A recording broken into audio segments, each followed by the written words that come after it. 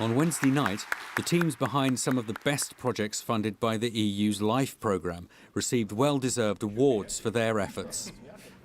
Then on Thursday morning, it was back to business.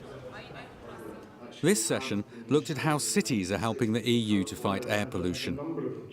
Europe has an incredibly important role to play because it's the European Union which sets the basic guidelines and the standards which need to be achieved. At the same time, we provide a lot of the indicators and the information systems that cities use. And there's a very important dimension of capacity building. The cities are telling us that they find the need to learn from experts in other areas, to exchange experience, and that whole human dimension which the European Union can facilitate, partly through funding but partly through expert networks. Here, delegates discussed cleaner fuels for cleaner cars. Believe in CNG, you help the pollution, you help your children, and especially you help your pocket.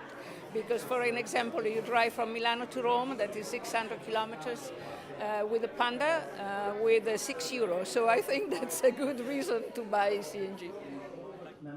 And in this session, students from some of Brussels' local schools had a chance to have their say. At the higher level, the older people, so to say, there's a lot of cynicism.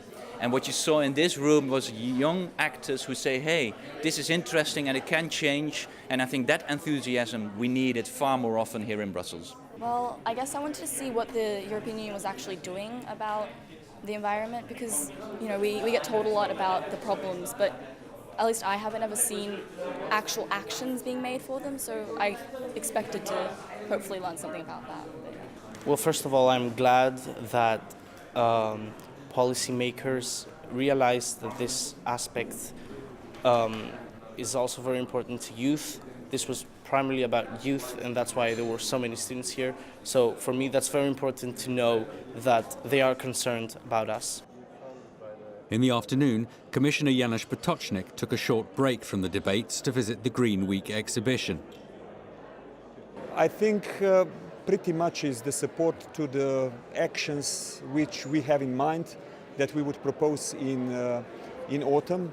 I hope that we will find also a lot of stimulus, that we will go far enough because the air quality is so clearly and so directly on the quality of us humans that we can simply not ignore it. And the discussions continued. Cities were once again on the agenda in this session on urban air quality. C'est une ville qui est assez peu dense. Et puis je voulais aussi insister sur une chose, c'est que c'est une ville qui est traversée par des coulées vertes, c'est-à-dire des ruisseaux, avec des ruisseaux boisés. And here, participants learnt about innovative new strategies for tackling air pollution. We are in the process of developing apps to sort of, for example, allow the user to interrogate a database or to sort of provide information that they have. For example, it may be raining where they are, and that information can be then conveyed to a central repository, which can then be sent somewhere else if a user interrogates that. But it's going to be app-based. And perhaps just as importantly, delegates also found time to chat and network with colleagues from around the world.